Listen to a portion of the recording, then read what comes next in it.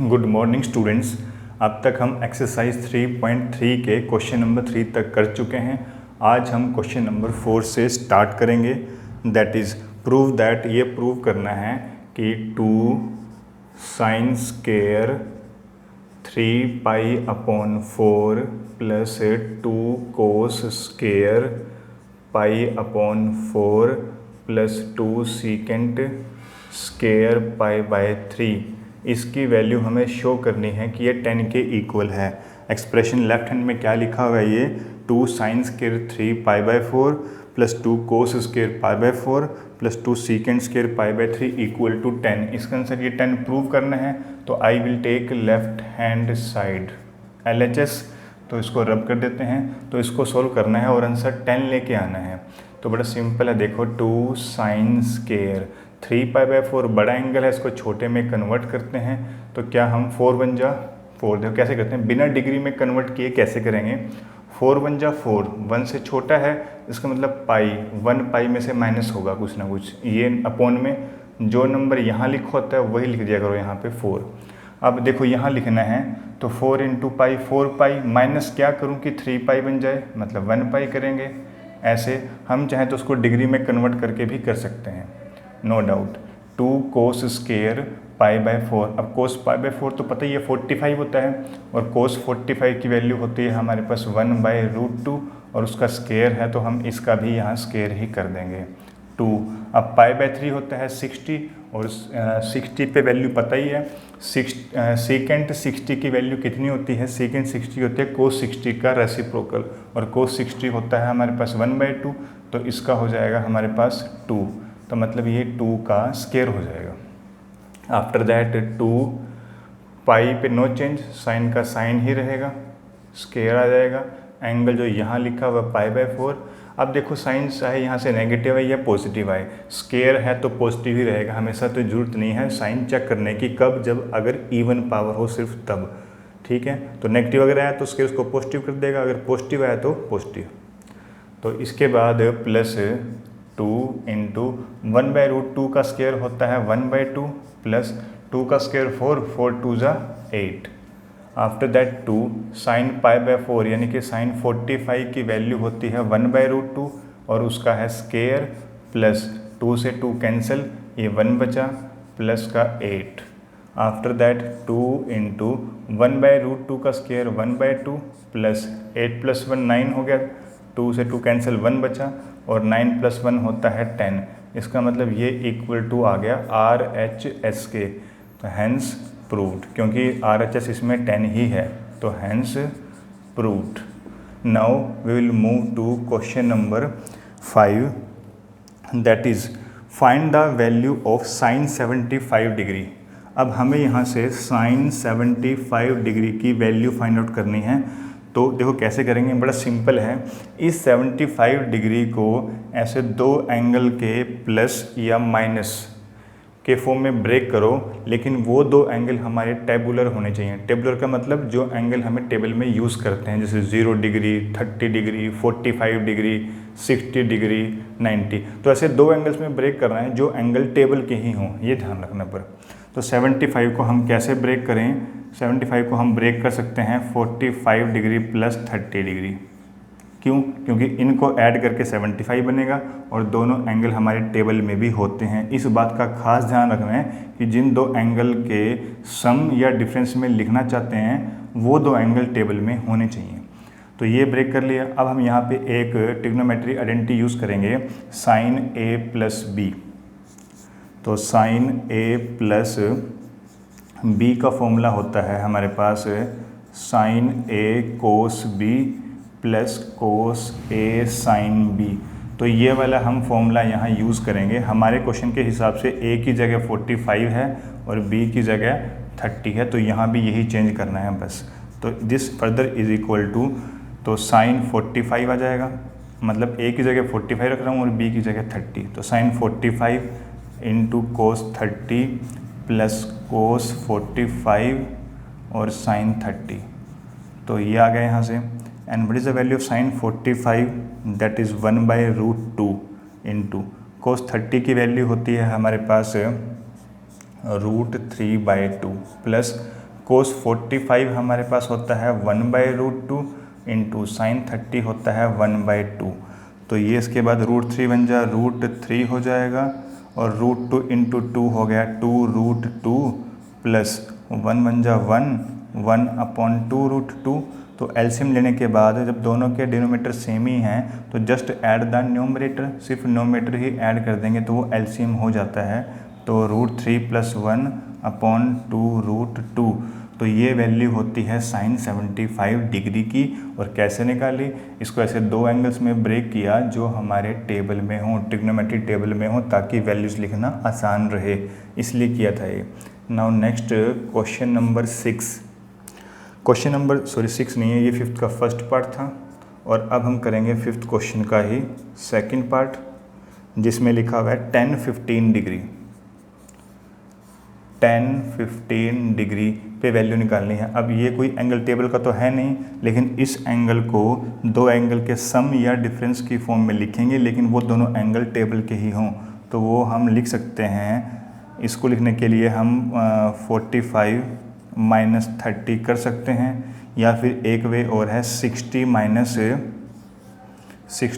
45 भी कर सकते हैं, क्योंकि ये भी टेबल के एंगल हैं और ये भी टेबल के ही एंगल हैं। तो हम ये यूज़ कर लेते हैं यहाँ पे 10, 45 - 30।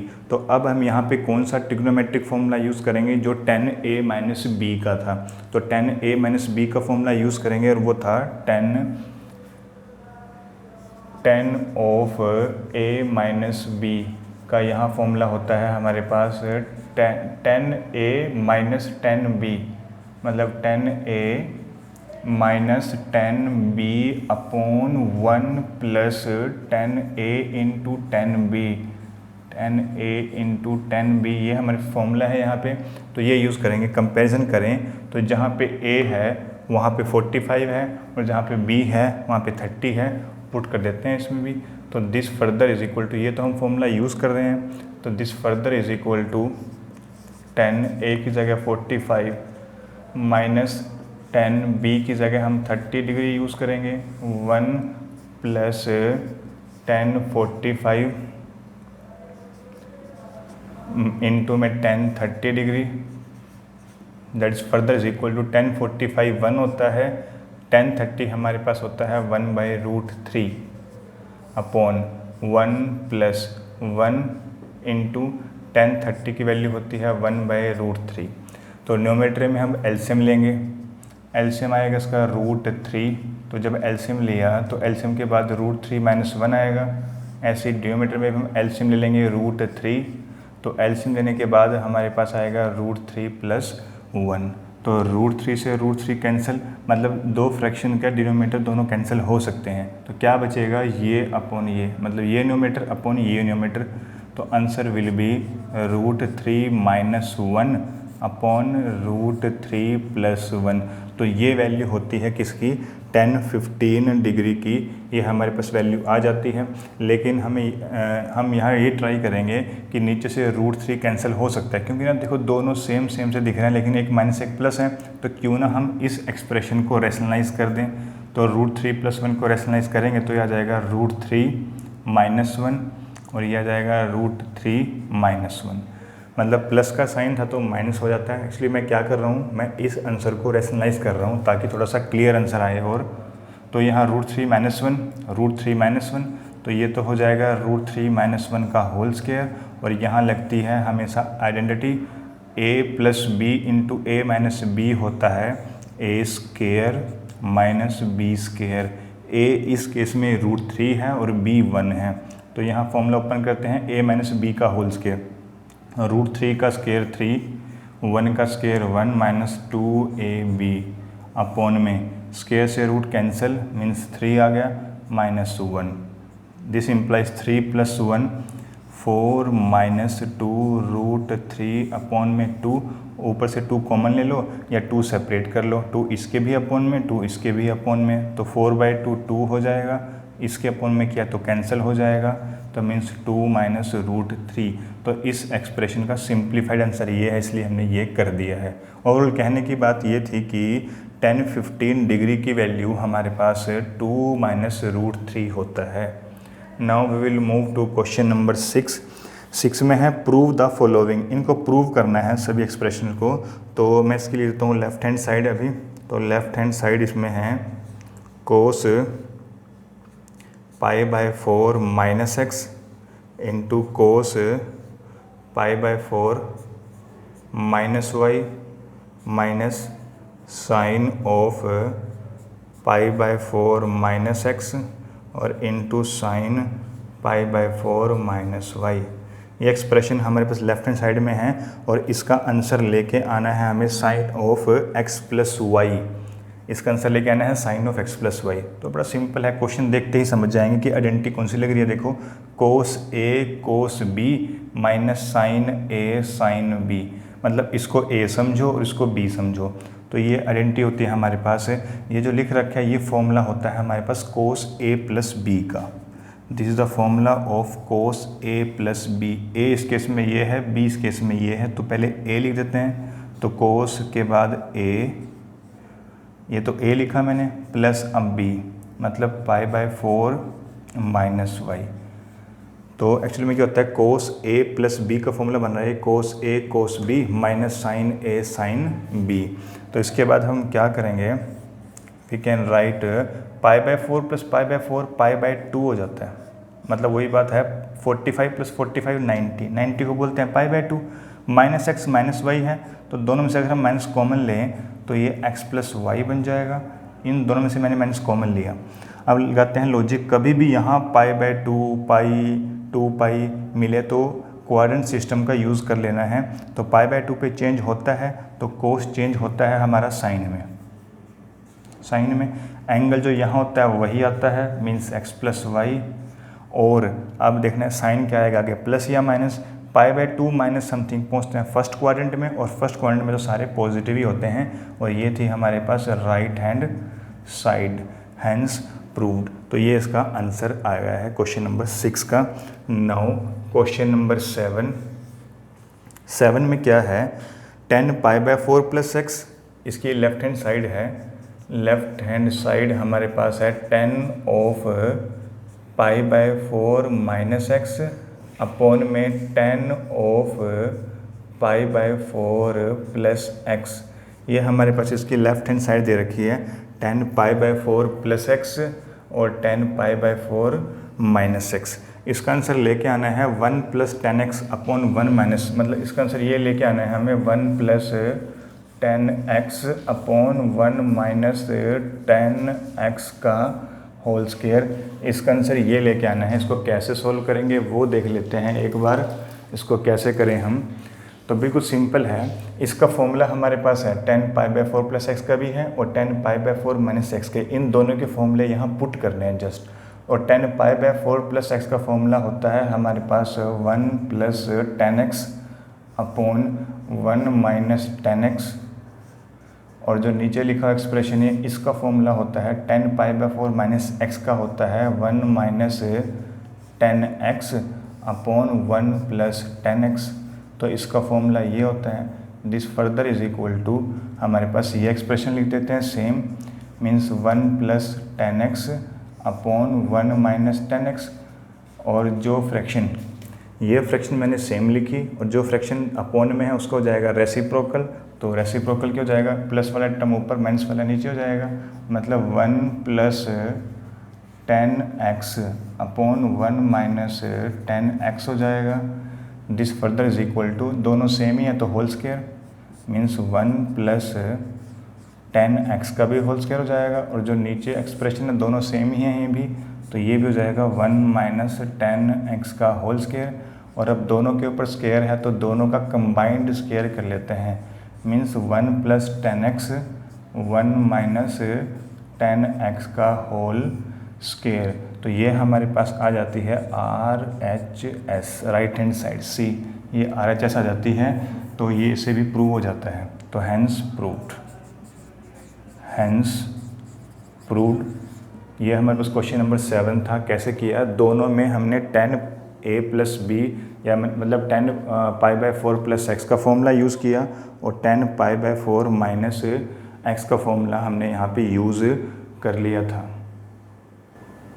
अब हम क्वेश्चन नंबर 8 करते हैं start. That is question number 8। इसमें लेफ्ट हैंड साइड है हमारे पास, left hand side cos pi plus x into cos of minus x upon sine pi minus x into cos pi by 2 plus x. तो ये हमारे पास इसमें left hand side given है और राइट में लिखा हुआ है कोट स्केयर एक्स, मतलब इसका आंसर कोट स्केयर एक्स बनाना है। देखो कैसे करेंगे इसको हम स्टार्ट। तो मैंने तुम्हें पहले ही बताया था कि अगर ट्रिग्नोमेट्री के आगे दो एंगल्स का सम या डिफरेंस लिखा हो और स्टार्टिंग में हमें स्टैंडर्ड एंगल दे रखा हो तो हम क्वाड्रेंट सिस्टम का यूज़ ज़रूर करेंगे। तो पाई पे होता है नो चेंज, कोस का क्या रहेगा, कोस एंगल जो यहाँ लिखा होता है वो सेम आता है। अब देखना है किसका साइन पॉजिटिव लें या नेगेटिव लें। तो पाई प्लस समथिंग, देखो ऐसे पाई कहाँ होता है, 0 यहाँ होता है, पाई बाई 2 यहाँ होता है, पाई यहाँ होता है और यहाँ पे 3 पाई बाई 2 होता है और यहाँ पे 2 पाई। तो पाई में कुछ प्लस कर रहे हैं तो पाई में कुछ प्लस करोगे तो थर्ड क्वाड्रेंट में पहुँच जाते हैं और थर्ड क्वाड्रेंट में कोस नेगेटिव होता है, इसलिए यहाँ नेगेटिव लगाना पड़ेगा इनटू में। अब कोस माइनस एक्स है, कोस के अंदर माइनस पॉजिटिव हो जाता है, ये भी फॉर्मूला है हमारे पास, मतलब क्या बन गया ये कोस एक्स बन जाता है क्योंकि कोस माइनस एक्स कोस एक्स हो जाता है अपॉन पाई पे नो चेंज, सॉरी हाँ, तो पाई पे नो चेंज, साइन का क्या रहेगा, साइन ही रहेगा, एक्स सेम लेना है, पाई माइनस समथिंग, पाई में से कुछ माइनस करेंगे तो सेकंड क्वाड्रेंट में पहुंच जाएंगे और सेकंड क्वाड्रेंट के अंदर साइन पॉजिटिव होता है इसलिए प्लस का ही रहेगा ये। अब यहाँ आते हैं पाई बाई 2, पाई बाई 2 पे चेंज होता है कोस चेंज इनटू साइन, एंगल यही आएगा सेम। अब क्वाड्रेंट देखते हैं कि साइन डिसाइड करने के लिए कि ये प्लस का लें या माइनस का लें, पाई बाई 2 प्लस समथिंग, तो पाई बाई 2 में जब कुछ ऐड करेंगे तो वो पहुंच जाएगा सेकंड क्वाड्रेंट में और सेकंड क्वाड्रेंट में कोस नेगेटिव होता है, इसलिए इसका जो वैल्यू बनी है वो हमें नेगेटिव लेनी पड़ेगी। यहाँ पे ध्यान रखना, मीन्स नेगेटिव वैल्यू। ये ब्रैकेट मैंने इसलिए लगाई है क्योंकि बीच में इनके मल्टीप्लाई है इसलिए। And further equal to minus cos x into cos x, cos x into cos x हो जाएगा कोस स्केयर एक्स, ये माइनस आगे जाएगा, sine x into sine x हो जाएगा माइनस के साइन स्केयर एक्स, माइनस से minus cancel, cos square by sine square हो जाता है हमारे पास cot square x which is equal to RHS, hence proved. तो ये रिजल्ट हमने प्रूव कर दिया है। एक बार दोबारा देखो, कोऑर्डिनेट सिस्टम का यूज़ कब करना है, जब हमें दो एंगल्स का सम या डिफरेंस दे रखा हो और फर्स्ट एंगल जो है वो हमारे पास स्टैंडर्ड एंगल हो, मतलब पाई बाई 2 पाई, 3 पाई बाई 2 या 2 पाई, ऐसे साइकिल वाइज चाहे से बड़ा एंगल भी हो तब हम यूज़ कर सकते हैं। कैसे किया, पाई पे होता है नो चेंज, कोस का कोस रहा, एंगल जो यहाँ लिख होता है वो सेम आता है। अब पाई प्लस समथिंग, पाई में कुछ ऐड करेंगे तो पहुँच जाएंगे थर्ड क्वाड्रेंट में और थर्ड में कोस होता है नेगेटिव, इसलिए यहाँ नेगेटिव लग जाएगा। कोस ऑफ माइनस एक्स तो कोस एक्स होता है, सिंपल फॉर्मूला था। यहाँ पे सेम वही किया, पाई पे नो चेंज, साइन का साइन, एंगल जो था वही लिखा है। अब पाई माइनस समथिंग का मतलब है पाई में से कुछ माइनस करेंगे तो पीछे पहुँच जाते हैं, मीन सेकंड क्वाड्रेंट में, और सेकंड क्वाड्रेंट में साइन प्लस का ही होता है इसलिए प्लस का ही रहा ये। अब यहाँ नेक्स्ट देखते हैं आप, ये वाला फंक्शन पाई बाई 2 पे होता है चेंज, तो कोस चेंज किया मैंने साइन में, एंगल जो था वही रखा है, पाई by 2 plus something, pi by 2 में जब कुछ ऐड करेंगे तो वो सेकंड क्वाड्रेंट में पहुंच जाएगा और सेकंड में कोस होता है नेगेटिव, इसलिए माइनस का साइन एक्स आया है, इनटू में रहेगा तो कोस एक्स इंटू कोस के sine x into x, sine x into sine x, sine square x, दोनों में नेगेटिव बाहर ले लिया, cancel out, cos square by sine square, cot square x, और यही थी हमारे पास इसमें राइट हैंड साइड। तो ऐसे हम इन क्वेश्चंस में प्रूव कर सकते हैं।